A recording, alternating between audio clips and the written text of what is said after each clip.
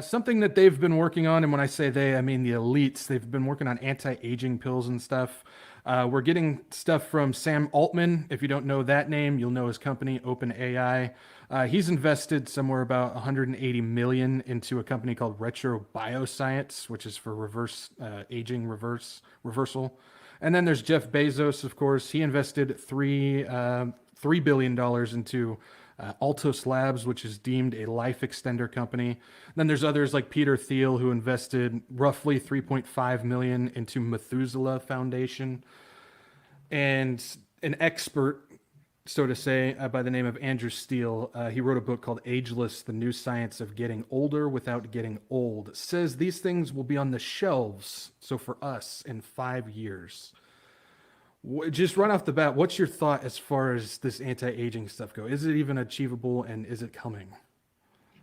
Yeah, I do. I believe it's achievable. If we go back to Genesis 11, one of the comments that God makes is, that, when man gets united, whatever they put their mind to, they're going to be able to achieve it. Now, I don't believe we'll be able to achieve, immortality in the eternal sense of the word, through science or through technology, but I do believe they can extend the lifespan of a man, reverse to the aging process to where man can, and this is kind of where their goal is. Their goal is to get to like 150 years. And when you're 100, say 100 years old, you still feel like a 40-year-old, and Mhm. slow the aging process down through through our DNA. So there's a yeah, like you mentioned, there's a bunch of different organizations that are pouring millions of dollars and billions of dollars and just thousands of man hours, in research into trying to find a cure, and really it's centering around DNA and how um, to fix corrupted DNA. So you have like the Methuselah Foundation, the SENS Research Foundation, the Buck Institute for Research on Aging, the Longevity Vision Fund, Human Longevity Incorporated, National Institute on Aging, and then DARPA, and then the ones you mentioned, Altus, and some others. So, Mhm. and that's just here in America and in probably Western Europe. I mean, I'm sure the Russians and the Chinese and others have their own versions, and multiply that around the world. So this is a huge business and growing business. But I do think that they'll be able to extend life beyond what our normal range is today. And so I guess something along with that. I mean, they say it'll be on the shelves, but I mean, with my understanding of what they're trying to accomplish and what these elites have been saying is, I mean, we're the useless eaters, and they want to get rid of us. So it sounds like it's not going to be on the shelves for us. It's going to be on the shelves for them. Yeah.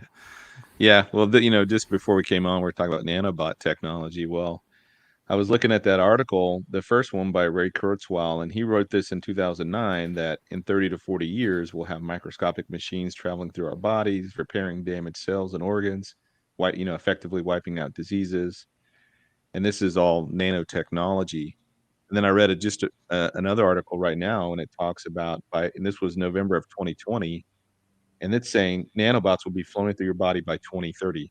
Hmm. So Ray Kurzweil's projection in 2009 was 30 to 40 years from 2009. So that had been, 2039, 2049. And now that we're in 2020, this guy's, talking about this will be in your body by 2030.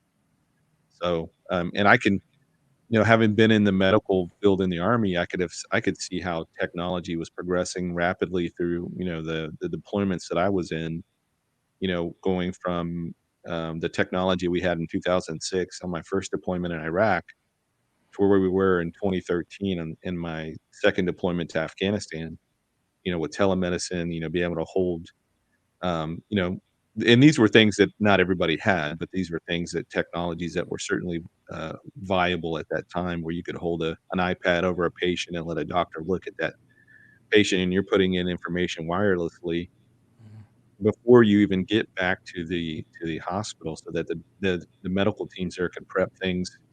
And that was, 2013 technology, so I imagine that they've, really eclipsed where we are today or where we were then, by many, many times over. Well, there's a company that was just recently announced. It's ARPA H or HARPA, and yeah, they're pretty much connected to DARPA like you think they would be, and but it's Mhm. for health. That's what the H stands for. It's for, Yeah.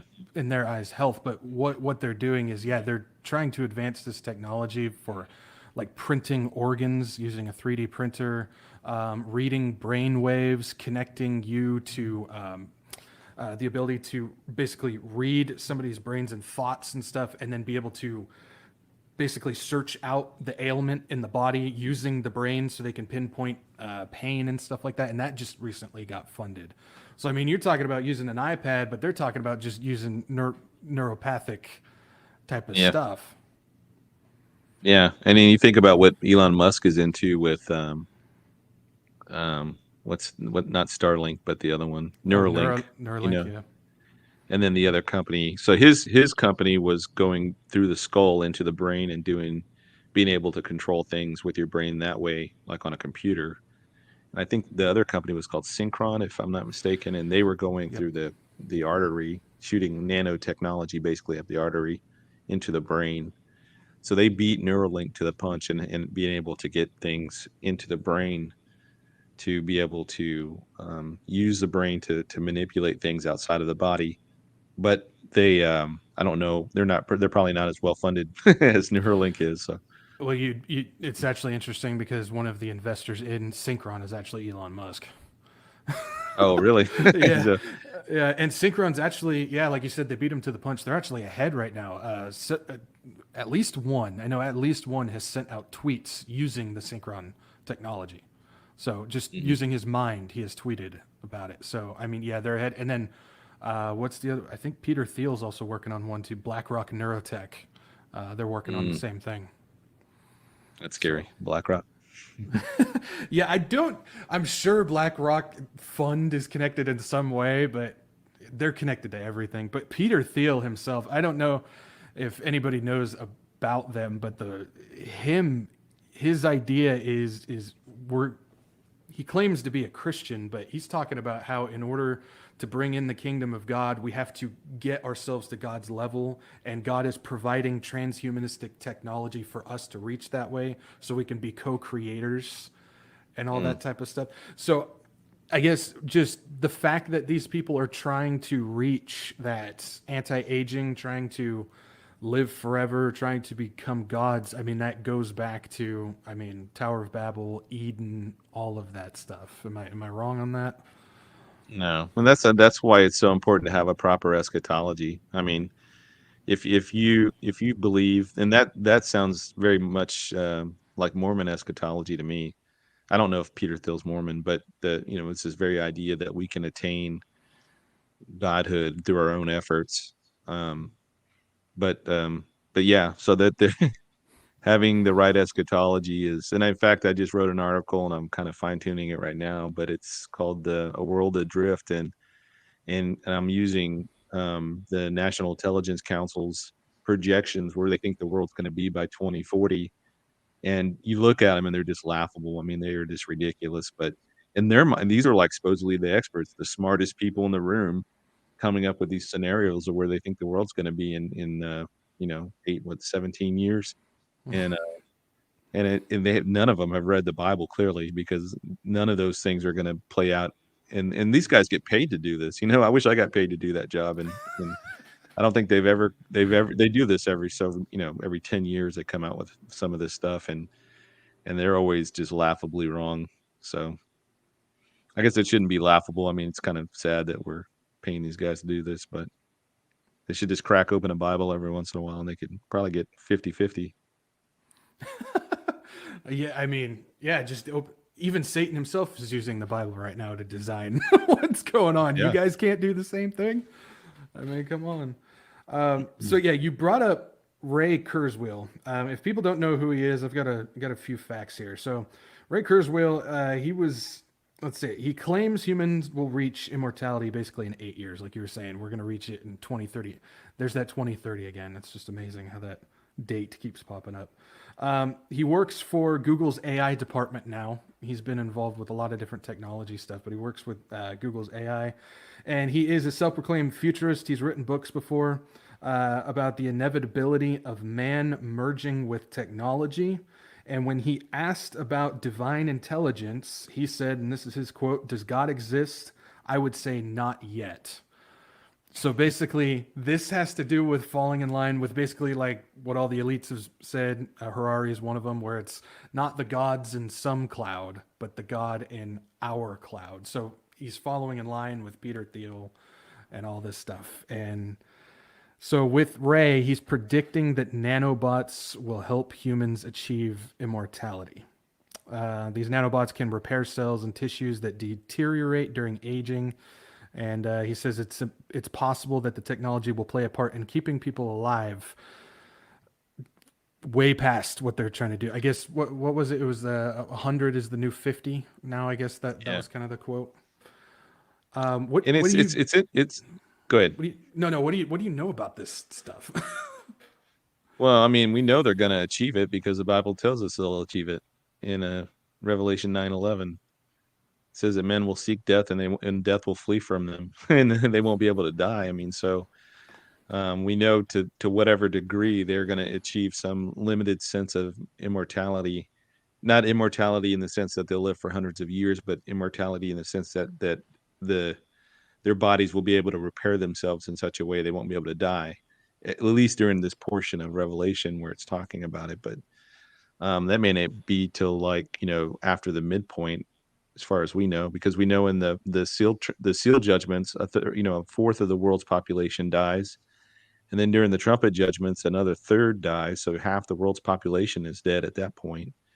So it's a theory, but it's theoretically possible that the mark does something to people in the sense that it gives them some level of enhanced health to where they are able to withstand the normal ravages, and then at the same time, God unleashes this punishment of the second or the first woe, which is these demonic locusts that come out and torment them, and they are not able to die, even though they want to die at this point, and they can't. So Yeah, I mean, who was I think I was talking to Tom Hughes about this, about the possibility of when that mark, when you receive it, there's the chance that it will, because they're working on technology. You've heard of smart dust?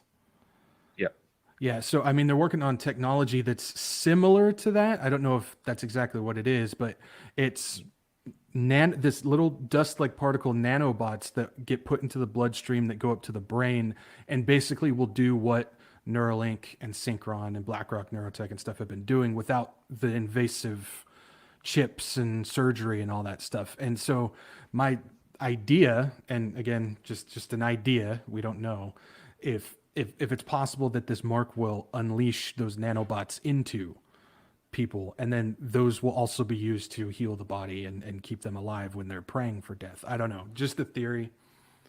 yeah, yeah. We won't be here for that, but it's fun to speculate on some of these things that are going to play out after the rapture because you know we couldn't even have this conversation 20 years ago. The technology wasn't there. So just the fact that we can sit here and talk about particular technologies as being viable for Revelation 9 or Revelation 8 or 6 or 13 or whatever, that we have options now. It used to be just the mark of the beast was just like a tattoo, that people Mm-hmm. got tattooed on their heads, or it was a barcode. And now we have a very functional, pragmatic, technologies that could fulfill that. Whereas in a couple of decades ago, we didn't have the mental bandwidth to be able to even understand the technology behind what was what the mark of the beast could be. um, so it's interesting. It just shows the lateness of the hour that we're in.